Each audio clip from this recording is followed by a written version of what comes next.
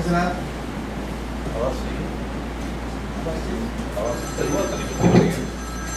Mic پر بھی نہیں ہو سکتی. میں نہ مقرر ہوں نہ خطیب ہوں، نہ جاوید کے طریقے سے یا بھائی اسد کے طریقے سے، کیونکہ بہت ہی معمولی کم پڑھا لکھا ہوں. ایک مضمون میں لے کے آیا ہوں، میں پڑھ کر سناؤں گا، اور اس کی شرط یہ ہے کہ کوئی ضروری نہیں کہ آپ ہمارے اس مضمون سے متفق ہوں. اس میں یہ چونکہ ہمارا مضمون ظرافت سے متعلق ہے تو آپ کو ایک لطیفہ سناتا چلوں. یہ جون کا مہینہ ہے.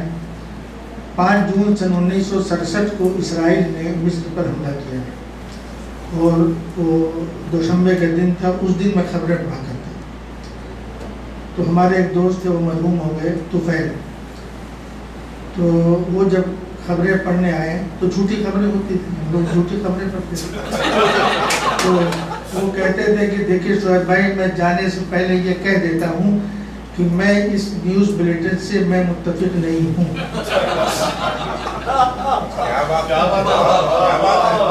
اچھا، اور ان کا ایک اور جملہ تھا کہ وہ ثالثی کے واسطے سویڈن کا وہ آیا تھا گونار یارم. تو طفیل مرحوم بہت ناراض تھے، وہ جامعہ ازہر میں پڑھتے تھے، بہت ناراض تھے. تو وہ اس کا نام پورا نہیں لیتے تھے، کہتے تھے گنری. ہم نے کہا یار پورا نام تو لے لیا کرو، خبریں پڑھتے ہو، کر لینا. یہ جھوٹے ہیں اس لیے ہم اس کو آدھے ہی پڑھیں.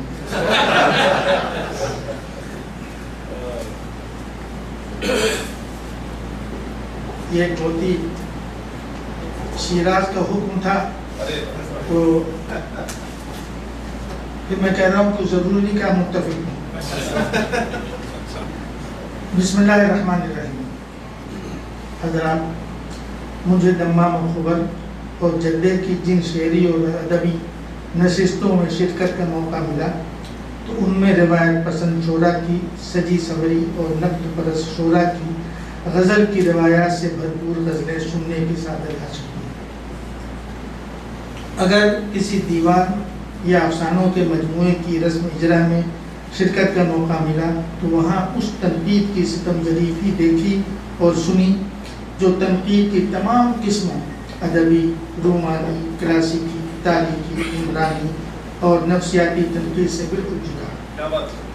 ایسی تنقید جو معنی و مطالب سے خالی، بھاری اور بوجھل، نامانوس اور متروک الفاظ سے لدی بھری تنقید جس میں ممدوح کی بڑی سے بڑی خامی کی پردہ پوشی کی جاتی ہے اور اسے اپنے دور کا سب سے بڑا ادیب و شاعر یا افسانہ نگار قرار دیا جاتا ہے. اور ممدوح کا اساتذہ سے مقابلہ کر کے انہیں اساتذہ کے سطح پر تو نہیں لایا جاتا بلکہ اساتذہ کو ممدوح کی سطح پر لایا جاتا ہے.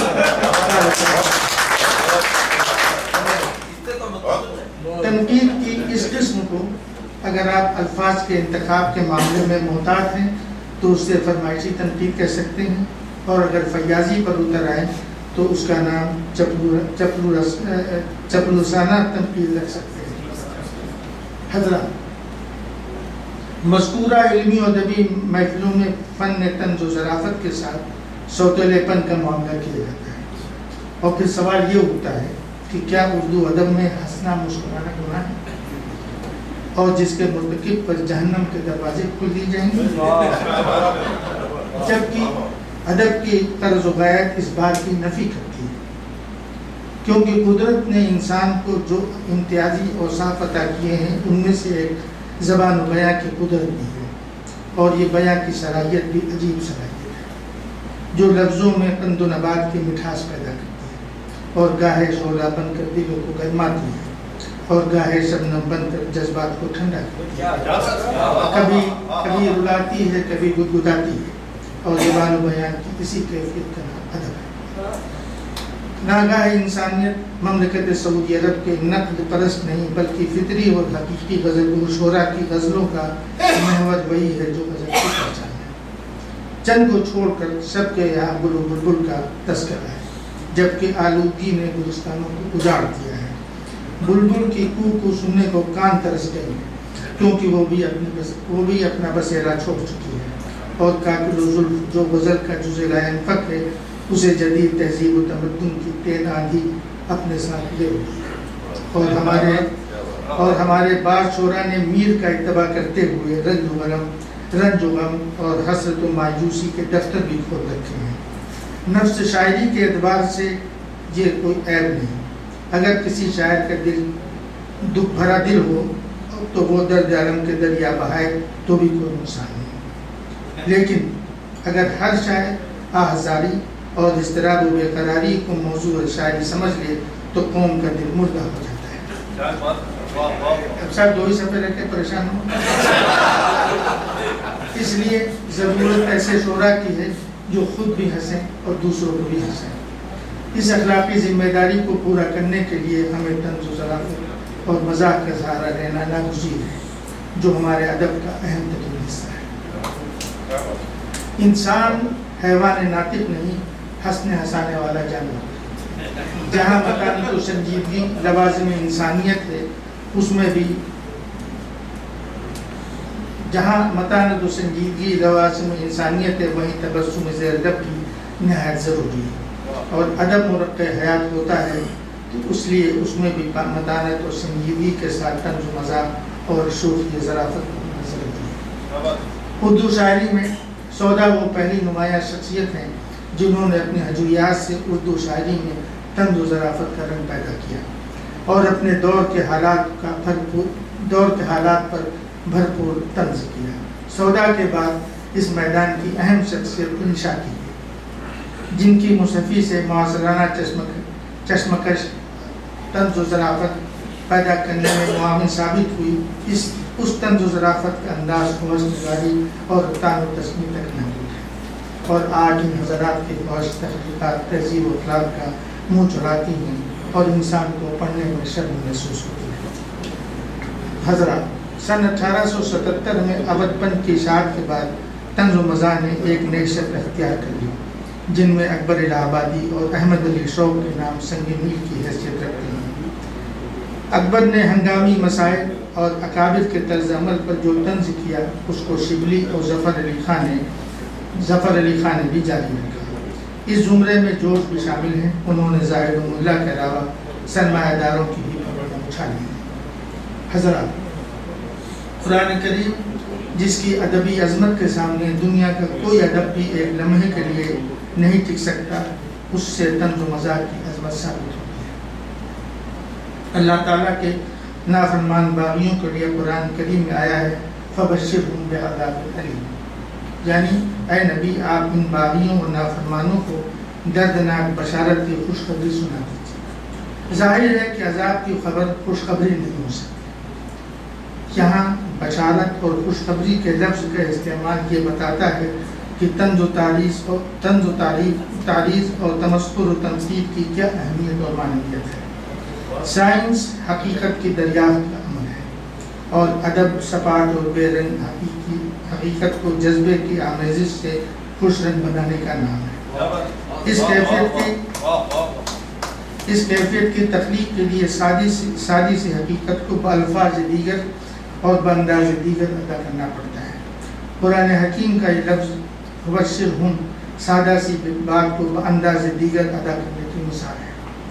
بات کو سادہ اور سپاٹ طریقے سے بیان کرنے کے مقابلے میں بانداز دیگر کہنے سے اس کی قوت و تاثیر میں اضافہ ہو جاتا ہے۔ اب 1.5 صفحہ باقی بس۔ مثال کے طور پر اقبال نے یہ کہنا چاہا کہ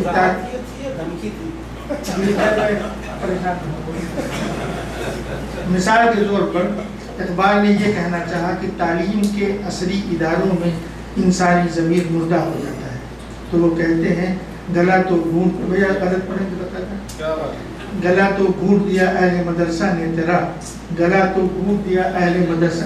میں شعر پڑھنے سے پہلے ان سے رجوع کر لیتا ہوں، تعلق نہیں ہے، اور رشید احمد صدیقی کے بارے میں معلوم تھا کہ کبھی انہوں نے شعر اچھا پڑھائی ہے۔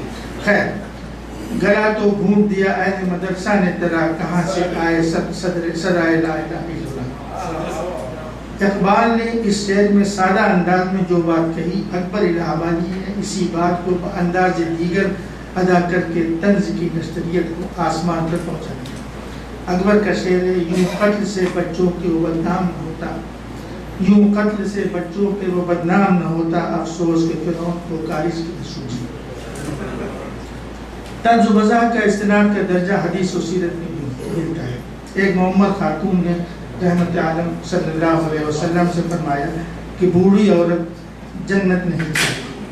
اس کے غمزدہ ہونے پر آپ صلی اللہ علیہ وسلم نے وضاحت کی کہ بوڑھی عورت جوان ہو کر جنت میں جائے۔ تاریخ انسانی میں آپ صلی اللہ علیہ وسلم کی ذات مبارک سب سے بڑے اور منفرد انسان کامل کی حیثیت رکھتی ہے، اور آپ کے مزاج کی اس خوش طبعی اور بذلہ سنجی سے یہ بات واضح ہو جاتی ہے کہ انسان اس وقت تک ناقص و نامکمل ہے جب تک اس کے اندر ظرافت کی حس نہ پائی جائے۔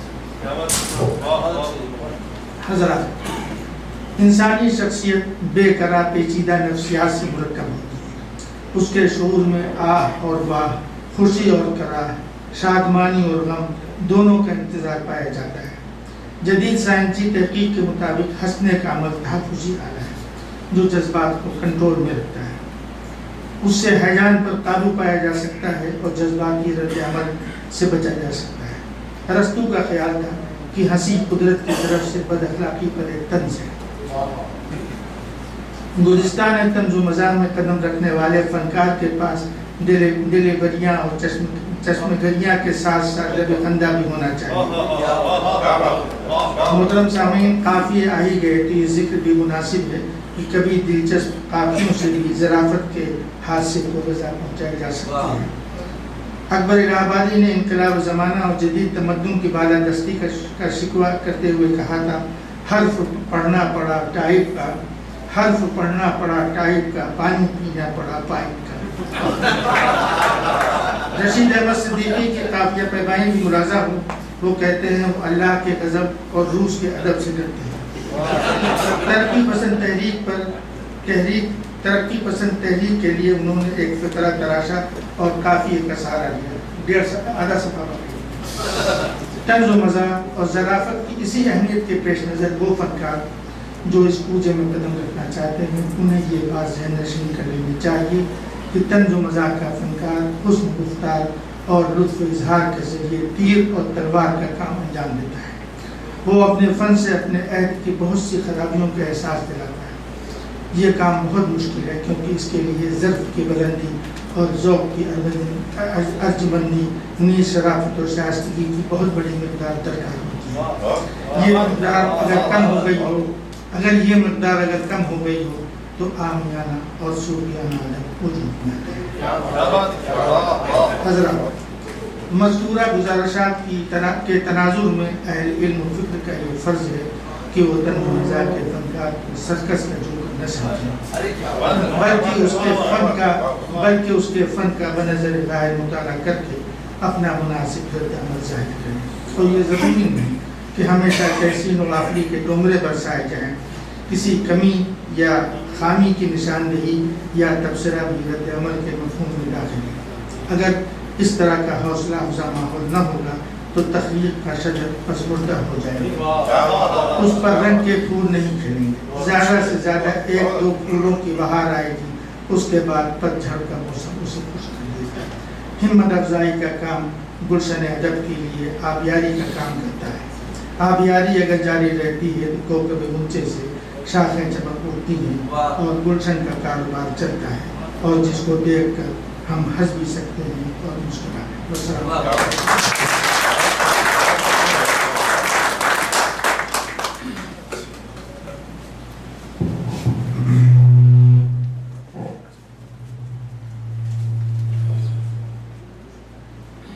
حوصلے پست نہ ہو، ولولے پژمردہ نہ ہو، حوصلے پست نہ ہو، ولولے پژمردہ نہ ہو، وقت کے سانچے میں ڈھل کر ہی نکھرتی ہے حیات۔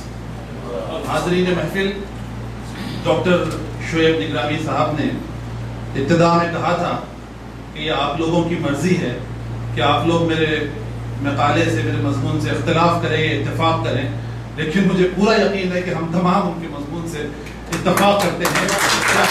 کتنی اچھی تحقیق اور کتنا اچھا مضمون آپ نے ہمارے سامنے بیان کیا، اور سب سے خوبی آپ کے مضمون کی یہ تھی کہ ہر صفحے پر ایک سنگ میل آتا رہا اور آپ ہمیں نشاندہی کرتے رہے کہ کتنے صفحات باقی ہیں۔ حاضرین